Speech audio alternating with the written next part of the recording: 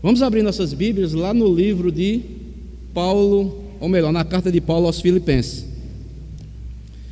capítulo 4. Carta de Paulo aos Filipenses, capítulo 4.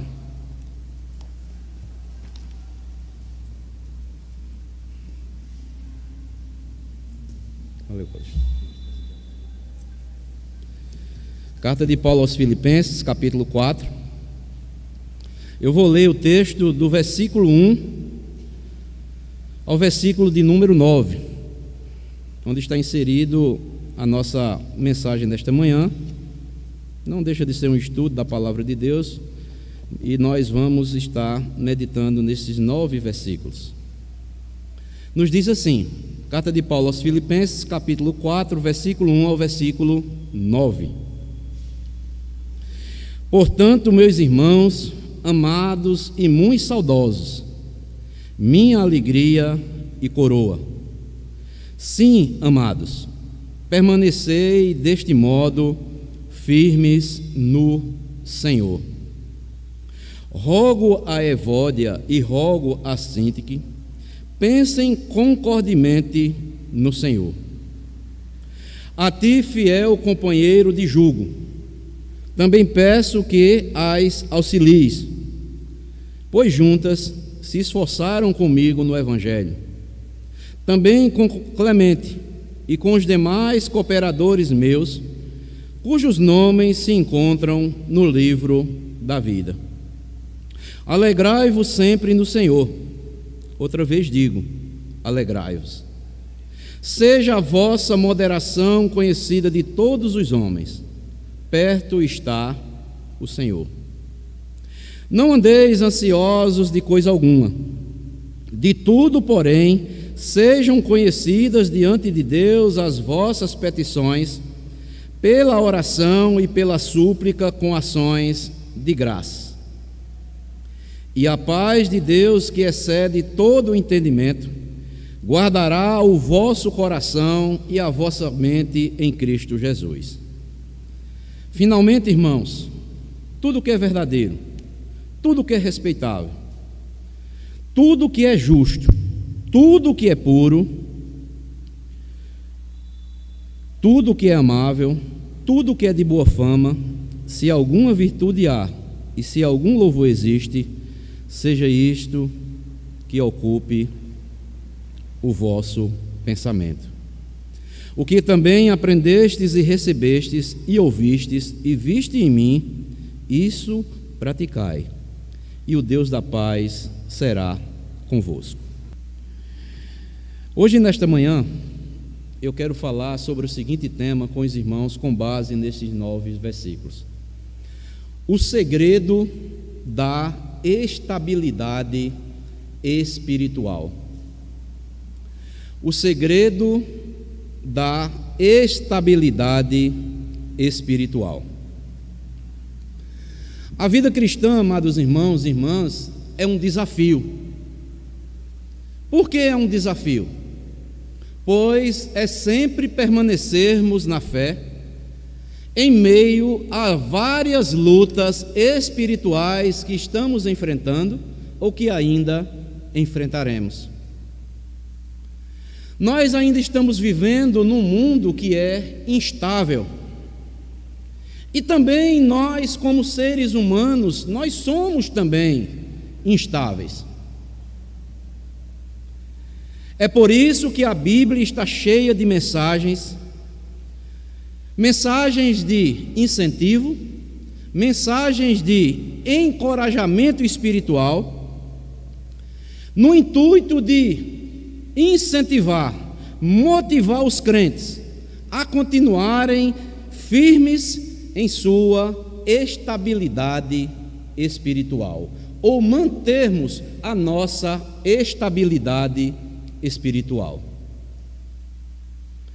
Como nós lemos aqui na carta de Paulo aos Filipenses, essa carta aqui é chamada a carta da alegria. E nós estamos aqui no último capítulo desta carta. E Paulo vai finalizar essa carta incentivando aos seus leitores a permanecerem firmes na fé. O versículo 1 que nós lemos aí é bem claro. Portanto, meus irmãos, vejam só, amados e muito saudosos, minha alegria e coroa, sim, amados, permanecei deste modo. Que modo? Firmes no Senhor. Eu acho interessante que, antes de Paulo fazer o pedido para que eles permaneçam firmes, ele traz aqui primeiramente uma declaração de amor para os crentes ali de Filipos. Paulo chama os filipenses de meus irmãos, meus amados e muito saudosos, e minha alegria e coroa. Aí só depois é que ele vai dizer: permanecei deste modo, firmes no Senhor. Eu acho maravilhoso, amados irmãos, a carta que Paulo escreveu para todas as igrejas. A de Filipos, Tessalônica, Efésios. São lições que nós, como cristãos, devemos estar lendo, relendo e sempre nos fortalecendo em meio a tantas lutas pelas quais Paulo enfrentou e pelas quais Paulo, pelo poder do Espírito Santo, inspirado pelo Espírito Santo, escreve assim para as igrejas e continua até hoje sendo lida, sendo ensinadas nas igrejas, para que os crentes, amados, saudosos, coroa, alegria, como Paulo diz aqui, que era para ele, os filipenses, nós continuemos firmes no Senhor. A palavra firmes aqui no original era aplicada a um soldado que enfrenta com firmeza e ímpeto a batalha frente a um inimigo desastroso. Continuem firmes como um soldado, mantenham a firmeza com ímpeto frente a um inimigo poderoso que vocês enfrentarão. Então, nesta manhã, eu quero, aqui do versículo 2 até o versículo 9, o que devemos fazer para permanecermos firmes na fé, mantermos a nossa estabilidade espiritual, firmes no Senhor, segundo o apóstolo Paulo aqui recomenda à igreja de Filipos. Em primeiro lugar, para permanecermos firmes na fé, devemos lutar para preservarmos a união da igreja. Versículo 2 e o versículo 3 aí do texto. Rogo a Evódia e a Síntique, pensem concordemente no Senhor. A ti, fiel companheiro de jugo, também peço que as auxilies, pois juntas se esforçaram comigo no Evangelho, também com Clemente e com os demais cooperadores meus, cujos nomes encontram-se no livro da vida. Então, Paulo diz que para nós permanecermos firmes na fé, firmes no Senhor, nós devemos lutar para preservarmos a união da igreja. Paulo roga aqui às irmãs Evódia e Síntique, para que elas juntas se esforcem para preservar a unidade da igreja. Em outras palavras, Paulo estava dizendo: olhe, parem de desavenças, parem de brigar, parem de fazer intrigas, de promoverem confusões no meio da igreja. Por que, amados irmãos, Paulo diz isso e corrige aqui essas duas irmãs? Porque era costume de Paulo, em todas as igrejas onde ele ensinava, que Todos nós, como amados, saudosos irmãos e irmãs, nós devemos lutar para preservarmos a unidade da igreja. A igreja de Corinto era uma das igrejas mais complicadas, ou foram uma das igrejas mais complicadas pelas quais o apóstolo Paulo enfrentou. Mas Paulo amava aquela igreja e se esforçava para manter o quê? A unidade em meio daquela igreja. E abram comigo um texto aí, veja o que é que ele escreve. Abram comigo, 1 Coríntios, voltem um pouco aí, não desmarquem Filipenses. 1 Coríntios, capítulo 11.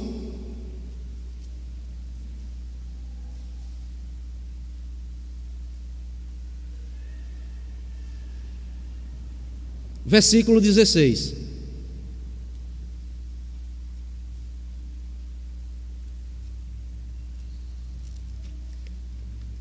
Que diz assim: contudo, se alguém quer ser contencioso, saiba que nós não temos tal costume, nem as igrejas de Deus. Por quê? Mais adiante aí, capítulo 14, versículo 33.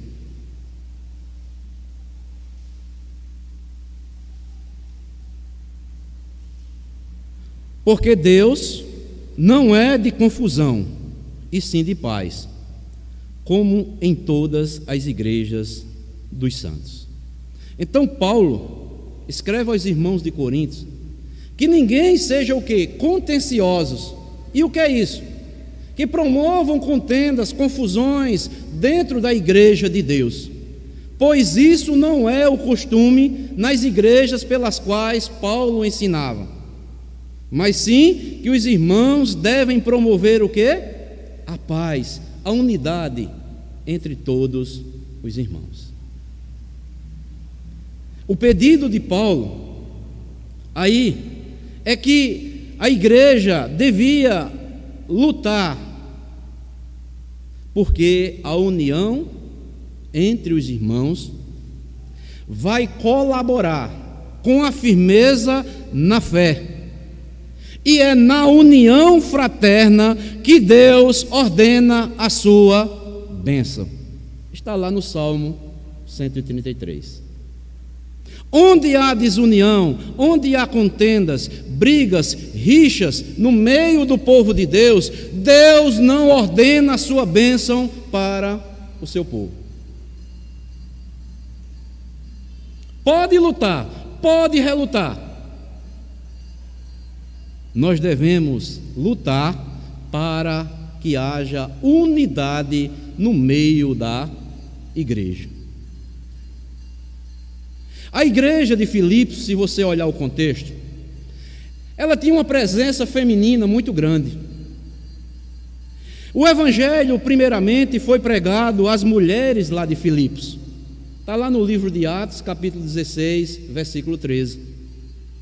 E as primeiras reuniões, provavelmente, foram realizadas na casa de uma irmã chamada Lídia, né?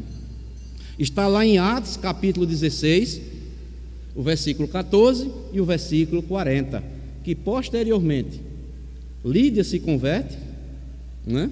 Deus abre o coração de Lídia numa reunião de oração, e posteriormente, ou provavelmente, a igreja se reuniu, começou a se reunir na casa dessa irmã chamada Lídia. Está lá em Atos 16, se você quiser conferir, versículo 14 e o versículo 40. Então Paulo pede a essas duas irmãs que pensem concordemente no Senhor, e pede também a um anônimo fiel companheiro de julgo, está aí no versículo 3, que junto com Clemente, outro irmão, auxilie estas irmãs a restaurarem a comunhão e o amor fraternal. Eu acho interessante aqui que Paulo diz: a ti, fiel companheiro de jugo. O que é um jugo, amados irmãos?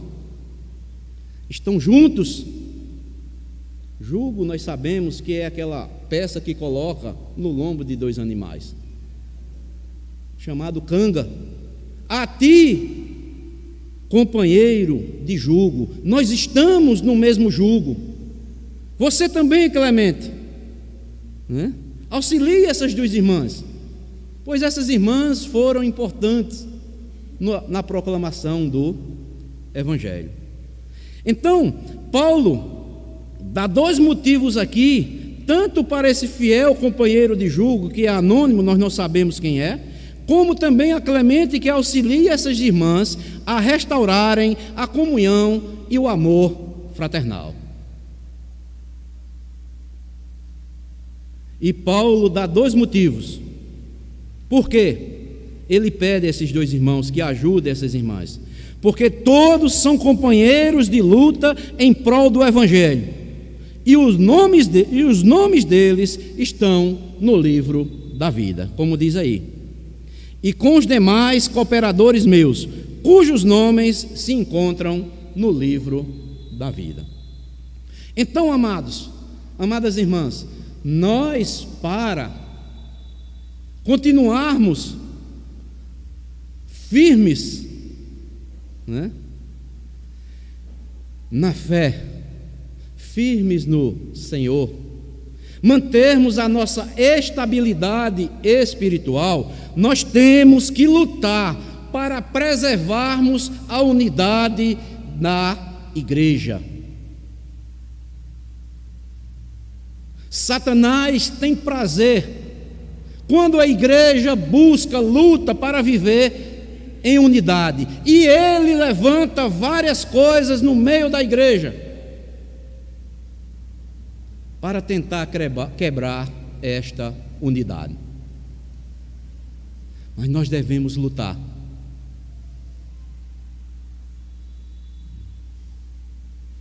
Já dizia Calvino, quando a igreja está buscando viver em unidade, em comunhão com Deus e com os irmãos, Satanás vem, arma uma tenda no meio dela e começa a semear contendas, porque ele não fica satisfeito. Então, amados, queremos continuar firmes no Senhor, na obra do Senhor, devemos lutar, cada um, pela nossa igreja.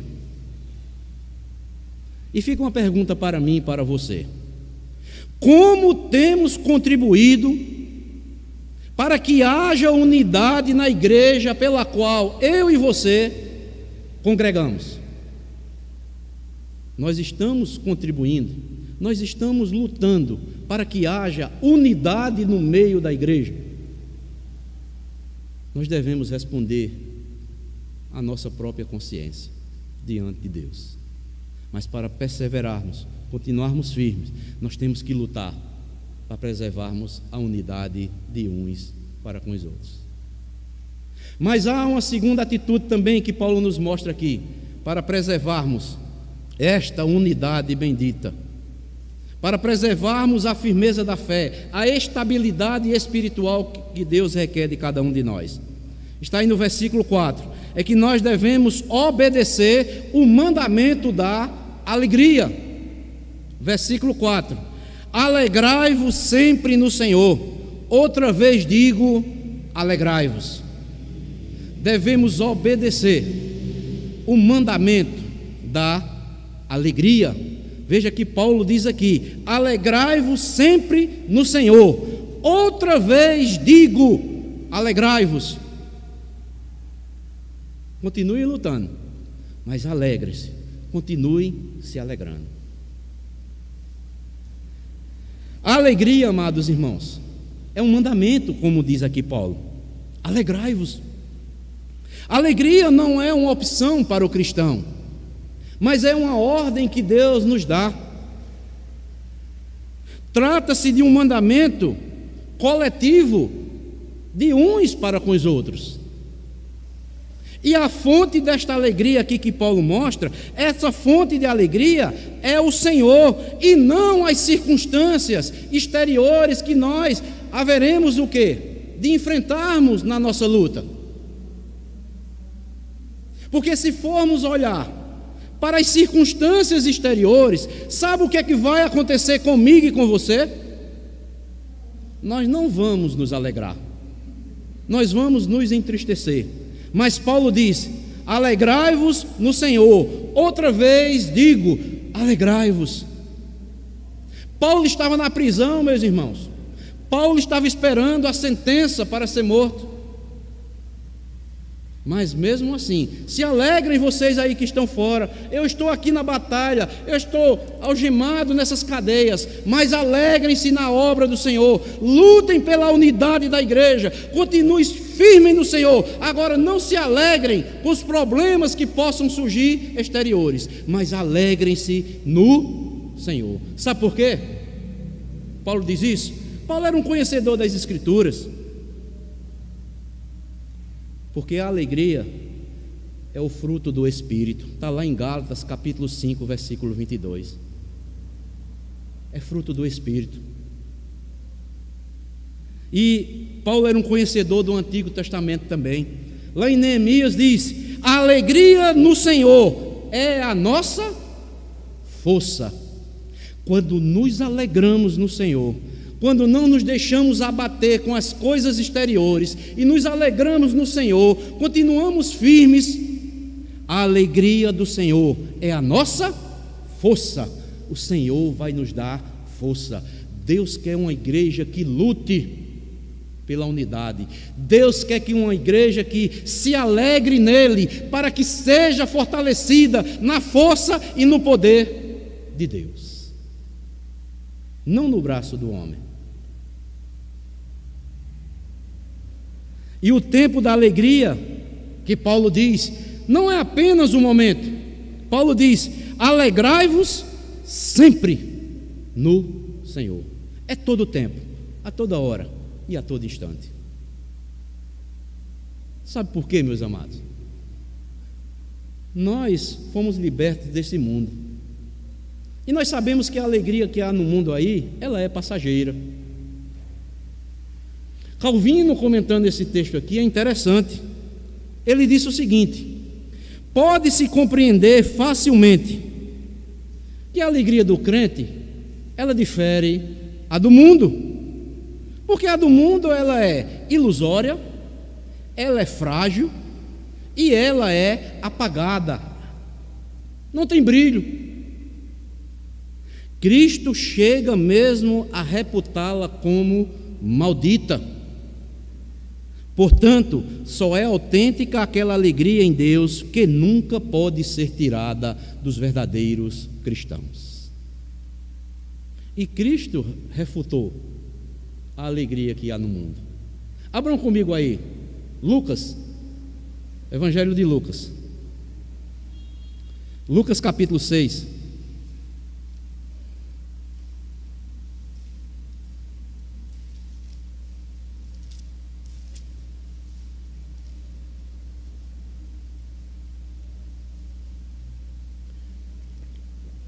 Lucas 6, versículo 24 ao 26, são os ais de Jesus Cristo.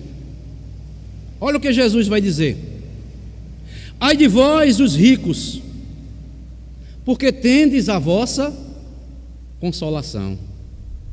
Ai de vós, agora que estáis fartos, se alegrem, porque vireis um dia a ter fome.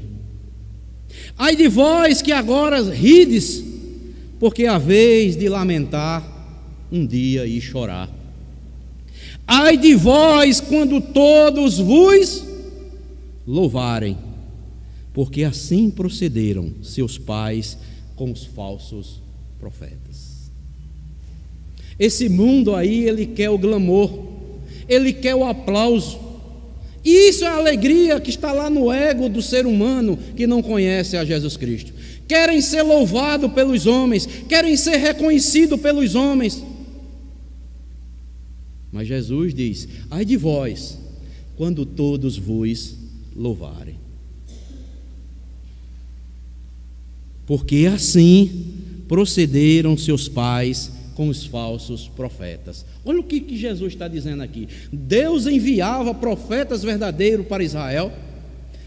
O povo lá, os pais lá do povo de Israel, não aceitavam os verdadeiros profetas. Mas vinha um falso profeta, pregava qualquer coisa contrária a de Deus. Sabe o que era que acontecia? era louvado pelo povo. Porque é isso que o falso profeta quer. Ele quer receber o louvor dos homens. Mas como disse Jesus, pois eles já receberam a sua própria recompensa. Então, para preservarmos a nossa estabilidade espiritual, para experimentarmos e permanecermos firmes na fé, devemos lutar para preservar a união da igreja, obedecer à comunhão, ou melhor, o mandamento da alegria. Se alegrem. As circunstâncias estão difíceis, mas não deixem essas coisas abater. Continuem alegres, mas se alegrem no Senhor. Não deixem que as coisas exteriores venham apagar o brilho da vida que há dentro de você, que é Cristo Jesus. Mas antes brilhe, sejam sal e luz da terra. Mas há uma terceira atitude aí também que nós devemos ter para permanecermos firmes na fé. Sejamos pessoas moderadas. Versículo 5 do texto aí de Filipenses capítulo 4. Seja a vossa moderação conhecida de todos os homens. Devemos ser pessoas moderadas. A palavra grega aqui, traduzida por moderação, ela é de difícil tradução, pois ela engloba vários outros significados, como por exemplo, paciência, cordialidade, amabilidade, gentileza, compreensão, caridade e mansidão. E o melhor entendimento aqui para a palavra moderada é a seguinte: é que a pessoa gentil ou moderada é aquela que não reivindica os seus direitos pessoais e supera as ofensas e as injustiças. Seja uma pessoa moderada. Não reivindique seus direitos. Não reivindique ou tente revidar as ofensas ou as injustiças que por acaso virão sobre as suas vidas. Sejam moderados. Paulo já havia escrito antes aí aos Filipenses. Abram aí capítulo 2 de Filipenses. No mundo cheio de direitos, o cristão, ele perde muitas vezes seus direitos e deve ser uma pessoa moderada. Não reivindicar seus direitos. Capítulo 2, versículo 1 de Filipenses até o versículo 4. Se há, pois, alguma exortação em Cristo, alguma consolação de amor, alguma comunhão do Espírito, e se há entranhados afetos e misericórdias, o que é que Paulo diz? Completai a minha alegria, de modo que penseis a mesma coisa, tenhais o mesmo amor, sejais unidos de alma, tendo o mesmo sentimento. Olha o que é que diz aí, ó. Não façais nada por partidarismo ou vanglória, mas por humildade, considerando cada um outros superiores a si mesmo. Não tenha cada um em vista o que é propriamente seu, senão também cada qual o que é de todos. Paulo diz: não façam nada, completem essa minha alegria. Não façam nada por partidarismo ou vanglória, mas façam por humildade, como Cristo, nosso Senhor, fez. Considere cada um os outros superiores a si mesmo.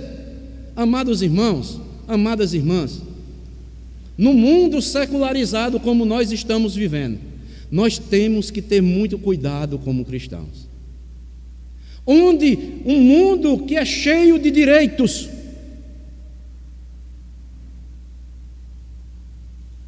Nós, como cristãos, haverá momentos que nós não devemos reivindicar os nossos direitos. Nós devemos superar as injustiças, as ofensas que vêm contra nós.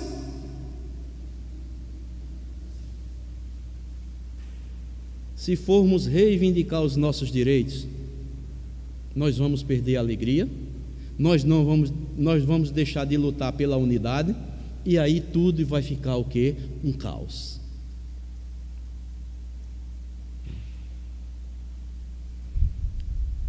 A moderação de um cristão deve ser exercida, primeiramente, no seu lar. Como é que está o nosso lar? Nós temos sido pessoas moderadas dentro do nosso lar, ou dentro do nosso lar nós falamos tudo o que queremos, reivindicando os nossos direitos. Porque temos que entender, amados irmãos, a vida de um cristão não é apenas na igreja, não. Começa dentro do seu lar.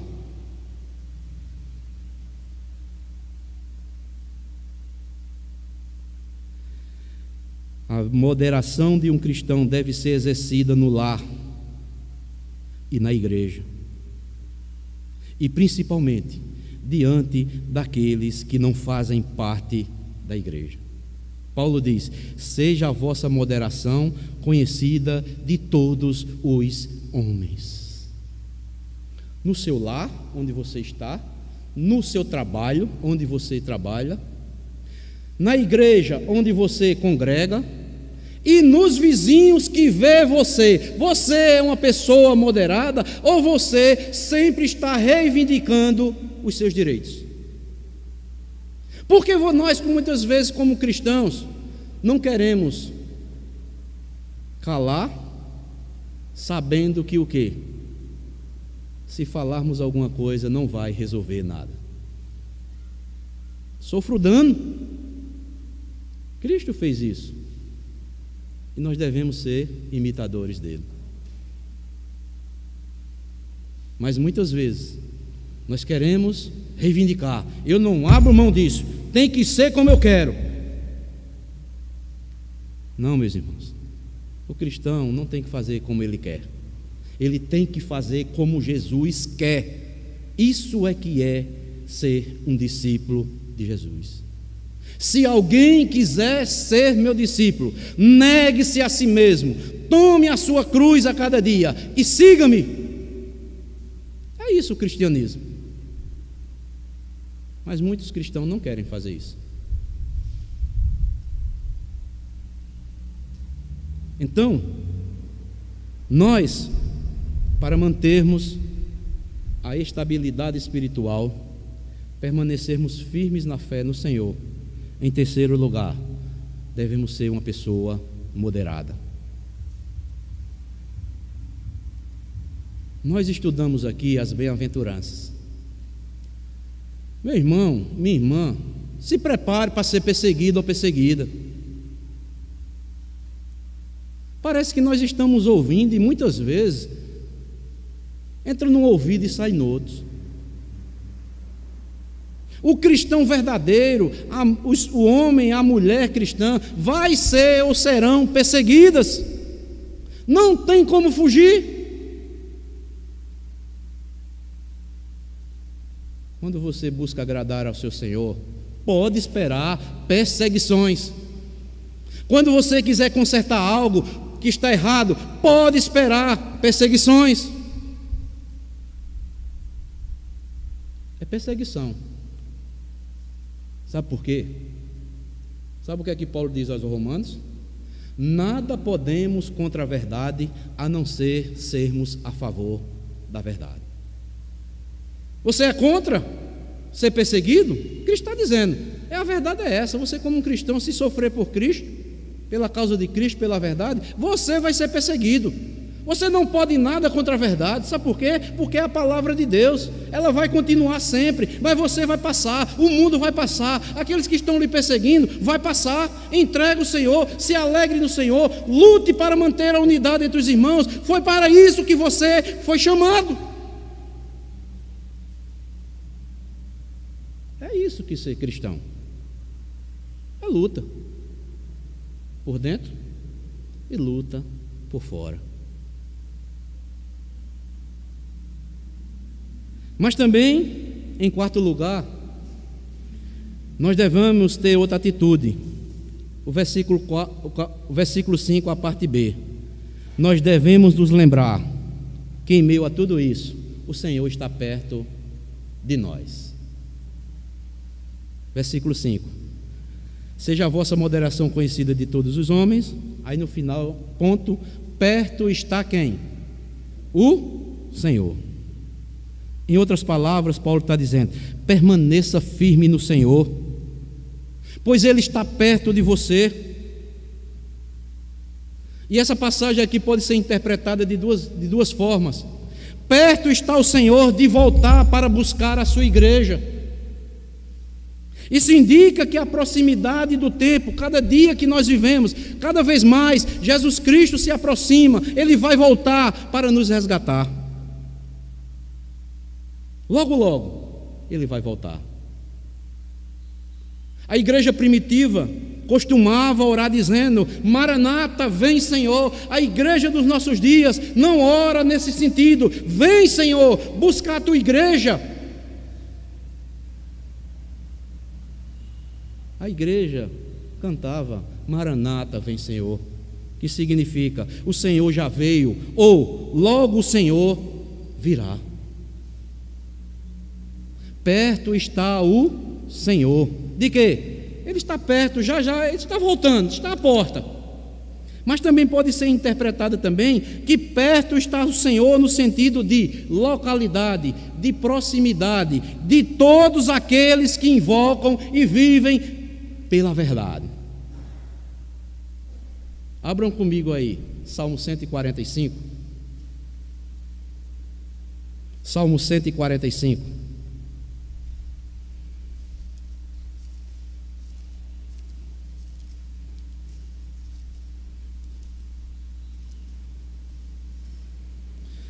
Versículo 18 e o versículo 19.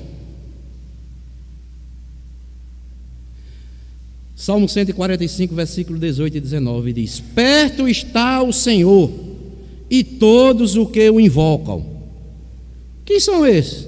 De todos os que o invocam em verdade.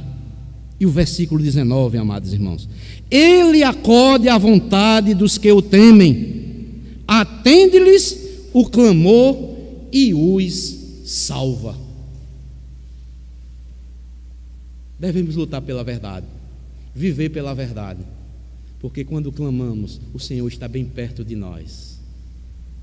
Ele atende o clamor destes que vivem pela verdade, que buscam a verdade, e o Senhor, ainda por cima, os salva. Então, amados, vejam só, Jesus, Ele está perto de todos aqueles que o invocam. E também, Ele não apenas está perto, Ele está morando dentro destes que invocam e o buscam em verdade.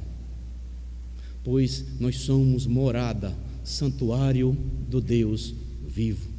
E a recomendação de Paulo aos Efésios é: não entristeçais o Espírito Santo que habita dentro de vós. Se alegrem, dê alegria, dê prazer ao Espírito Santo que está dentro de você. Vivam a verdade, procurem saber a verdade, proclamem essa verdade. Ele está perto de voltar, Ele está perto daqueles que invocam em verdade, mas também está dentro de vocês. E Paulo disse isso lá em Efésios capítulo 1, versículo 13 e o versículo 14. Depois de vós terem crido no evangelho da vossa salvação, foste selado com o Santo Espírito da promessa, o qual é o penhor até o resgate da sua herança. Nós cristãos estamos selados. O Espírito Santo do Deus que nós servimos habita dentro de nós.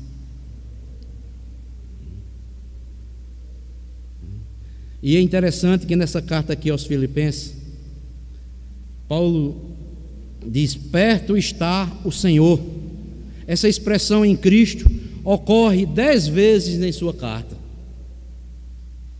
Isso nos mostra que aqueles que vivem pela verdade, conhecem essa verdade, refletem que eles vivem em constante comunhão com Cristo, invocam a Deus em verdade. Portanto, nós devemos lutar para preservar a união da igreja, obedecer o mandamento da alegria, sermos uma pessoa moderada, lembrar que o Senhor está perto de nós. Mas há outra atitude ainda, eu vou adiantando aqui, está no versículo 6 e o versículo 7, né? Que diz: não andeis ansiosos de coisa alguma, em tudo, porém, sejam conhecidas diante de Deus as vossas petições pela oração e pela súplica, com ações de graça. E a paz de Deus, que excede todo o entendimento, guardará o vosso coração e a vossa mente em Cristo Jesus. Paulo diz, ou nos mostra aqui, uma quinta atitude para permanecermos firmes e mantermos a nossa estabilidade espiritual. Se libertem de toda e qualquer ansiedade.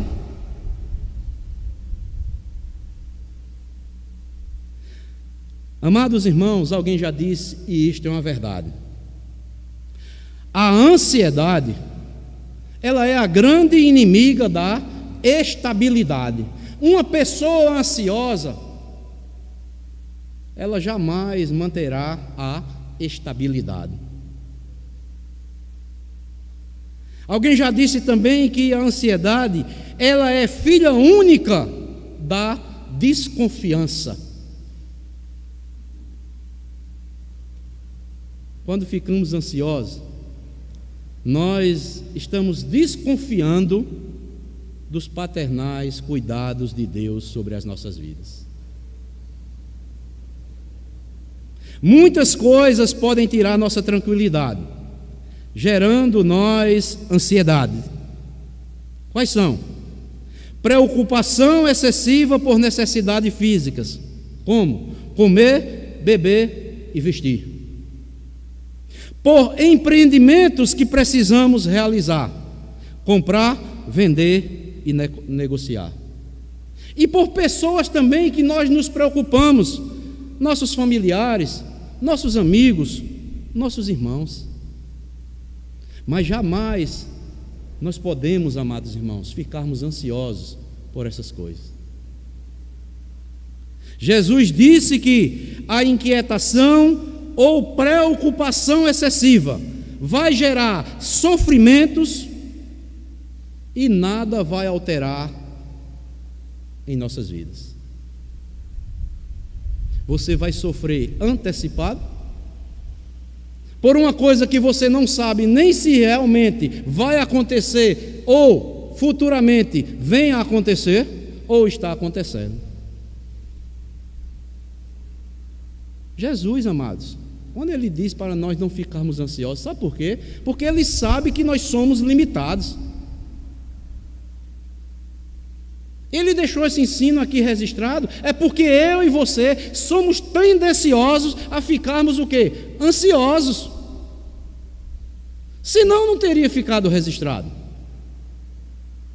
Mas Jesus, como Deus, onisciente, conhecedor de tudo, ele deixou escrito para todos os cristãos de todas as épocas: liberte-se de toda e qualquer ansiedade. E Paulo vai mostrar aqui o remédio para a ansiedade. Você é uma pessoa ansiosa? O remédio para a ansiedade, Paulo vai mostrar, é a oração e súplica.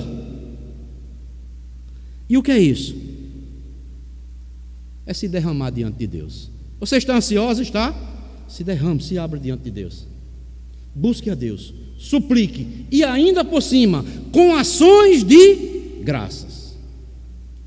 Esse é o remédio.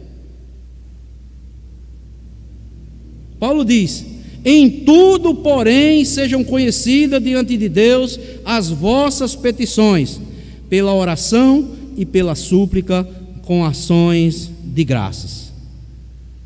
Ele acrescenta que as orações devem ser acompanhadas pela gratidão. E o que é isso? É humildade, é submissão à vontade de Deus por parte de quem está orando. Se eu oro e vivo uma vida de murmuração, você continuará ansiosa, ansioso.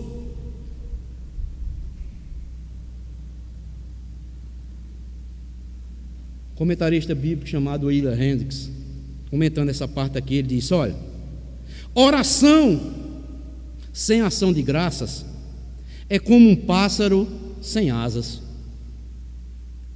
Não pode subir nada, nem chegar aos céus, nem tampouco pode ter a aceitação de Deus.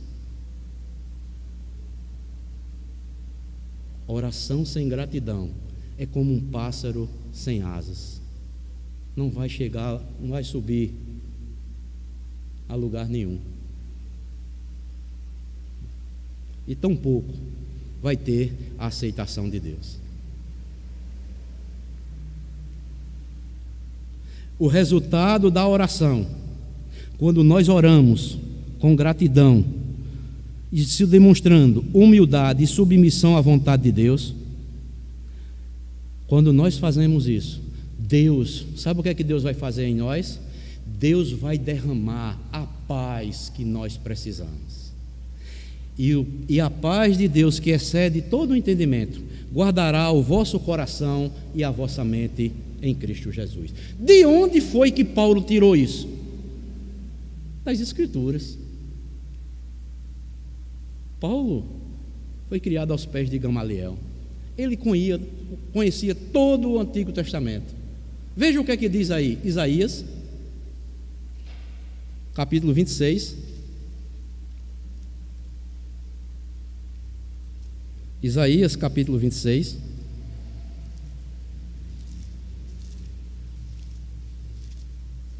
Aí nós vamos entender porque ele diz essas palavras aqui aos Paulo Filipenses. Isaías 26,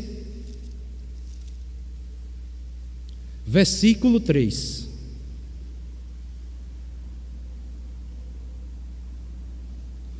Tu, Senhor, conservarás em perfeita paz aquele cujo propósito é firme, porque ele confia em ti. Deus nos conserva em perfeita paz quando nós oramos, independente das circunstâncias. Suplicamos a Ele, independente da situação que estejamos enfrentando, e damos graças a Ele. Deus diz: eu vou conservar vocês em perfeita paz. Sabe por quê? Porque o propósito de vocês são firmes, porque Ele confia em mim. Que coisa maravilhosa, amados irmãos.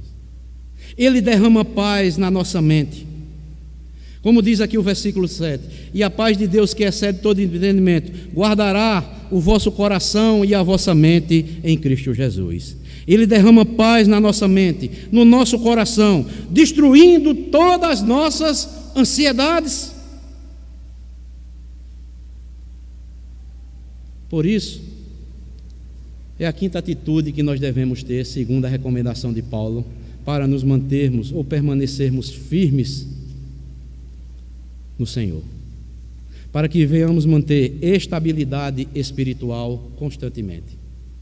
Devemos nos libertar de toda ansiedade. Como? Com orações, súplicas e ações de graças. E a paz de Deus vai ser derramada na nossa mente e em todo o nosso ser. E Deus vai nos guardar de todo e qualquer mal. Porque muitas vezes, amados, nós oramos, dizemos que confiamos em Deus, nós oramos desconfiando. Será que vai acontecer mesmo? Mas a palavra de Deus está mandando. Provai-me, orem, supliquem, com ações de graças, e você vai ver toda a ansiedade sair da sua vida, porque eu vou derramar paz na sua mente, e todo o seu ser vai ser uma vida, sabe o que? De alegria, de contentamento, de ter prazer de fazer a minha vontade. Mas em sexto e último lugar, a sexta atitude pela qual nós devemos praticar para mantermos firmes na fé. Versículo 8: ocupar nossa mente com bons pensamentos. Finalmente, irmãos, tudo que é verdadeiro, tudo que é respeitável, tudo que é justo, tudo que é puro, tudo que é amável, tudo que é de boa fama, se alguma virtude há e se algum louvor existe, seja isso que ocupe o vosso pensamento. Devemos ocupar nossa mente com bons pensamentos. Pegando aqui a sequência, uma mente cheia de paz, dada por Deus, ela necessariamente vai ser ocupada com tudo aquilo que é verdadeiro, respeitável, justo, amável, de boa reputação. Agora, se Deus não derramou ainda essa paz na minha mente, no meu ser, e eu continuo uma pessoa ansiosa, eu não vou, sabe o quê? Buscar aquilo que é verdadeiro, aquilo que é amável, aquilo que é de boa reputação.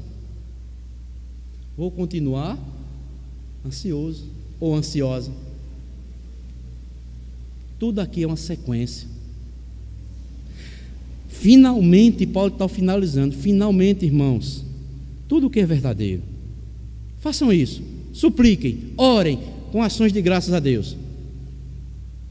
E finalmente, vocês, quando receber a paz nas vossas mentes e em todo o ser, vocês ouçam o quê? O que é verdadeiro, o que é respeitável, tudo que é justo, tudo que é puro, tudo que é amável, tudo que é de boa fama. Aí ele diz: se alguma virtude há e se algum louvor existe, seja isso que ocupe o vosso pensamento. O que é que Paulo quer dizer com isso?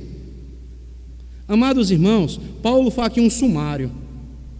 Paulo diz: se alguma virtude, se tudo que vocês estão pensando é uma excelência, ou parte, uma coisa que é moral, uma coisa que é espiritual, e se algum louvor existe, aquilo que você está pensando, aquilo que você está fazendo, traz ou redunda em glória para Deus, ocupem as vossas mentes com esses pensamentos.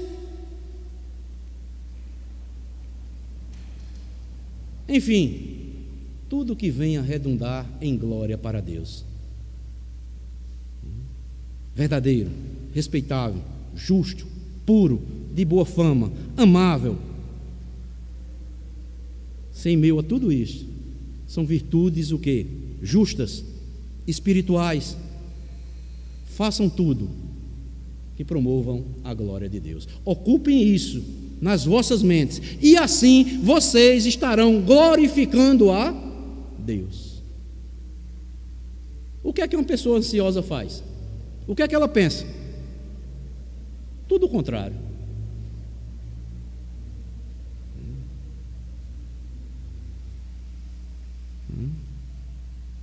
O conteúdo da nossa mente determinará a nossa atitude e a nossa prática. Não se enganem com isso, viu?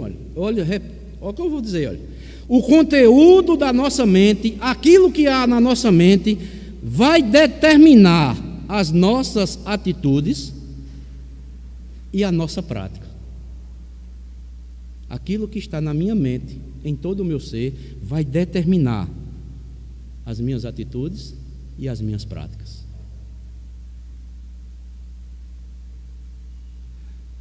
O pensar santo coopera positivamente para a nossa estabilidade espiritual. e assim permanecermos firmes no Senhor. Mas 7 e última atitude, vou concluir agora, viu? Versículo 9. Devemos praticar aquilo que nós já aprendemos. Versículo 9. Paulo diz: o que aprendestes e recebestes e ouvistes e viste em mim, isto praticai, e o Deus da paz será convosco. Devemos praticar aquilo que nós já aprendemos da parte de Deus. O grande problema nosso, sabe o que é? Deus está nos ensinando e nós temos o costume ou a tendência, sabe de quê? De olhar para os nossos irmãos ou as nossas irmãs, se aquele irmão ou aquela irmã está praticando os ensinos da parte de Deus. Sabe quantas vezes você vai praticar se você continuar assim? Sabe quantas vezes? Nenhuma. Deus está ensinando a cada um de nós individualmente. Ele não quer que cobremos dos outros. Nós devemos primeiramente cobrar, sabe a quem? A nós mesmos. Se eu não estou praticando, é responsabilidade minha. Se eu não estou exercendo aquilo que Deus requer de mim, é responsabilidade minha. Deus vai me cobrar, mas Ele cobra a todos aqueles que são ensinados pela sua palavra. Porque a palavra de Deus ensinada, ela continuará sendo verdade e permanecerá verdade. Quem pratique ou não pratique. Mas se olharmos para a vida do irmão ou da irmã que não está vivendo aquilo, nós estamos esquecendo de nós mesmos. Então, amados, Jesus foi bem claro que o verdadeiro cristão está lá em Mateus, no final do Sermão do Monte. Creio que nós vamos ver isso aqui também nos estudos seguintes na Escola Bíblica Dominical. O verdadeiro cristão é aquele que ouve e pratica os mandamentos da palavra de Deus. Está lá em Mateus capítulo 7, versículo 24 ao 27.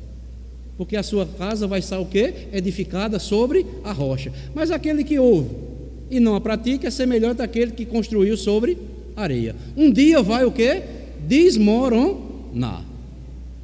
Então, finalizando, para termos estabilidade espiritual, precisamos lutar pela união, obedecer ao mandamento da alegria, sermos pessoas moderadas, aceitarmos que Deus está perto de todos aqueles que buscam sinceramente. Devemos superar todas as ansiedades por meio da oração e súplica, e meditarmos e pensarmos em coisas boas e praticarmos tudo aquilo que o Senhor tem nos ensinado. Lutemos para preservar a união da igreja. Obedeçamos o mandamento da alegria. Sejamos pessoas moderadas. Se possível, venhamos sofrer o dano. Quarto, lembrar que o Senhor está perto de todos aqueles que buscam fazer a sua vontade. Nos libertarmos de toda ansiedade e ocuparmos a nossa mente com bons pensamentos e praticarmos tudo aquilo que já aprendemos da parte de Deus. Isso é um dever de cada um de nós como cristão individualmente. Vamos praticar aquilo que já aprendemos da parte de Deus. Que com certeza Deus se compadecerá de nós e seremos cada vez mais cristãos consagrados ao Senhor.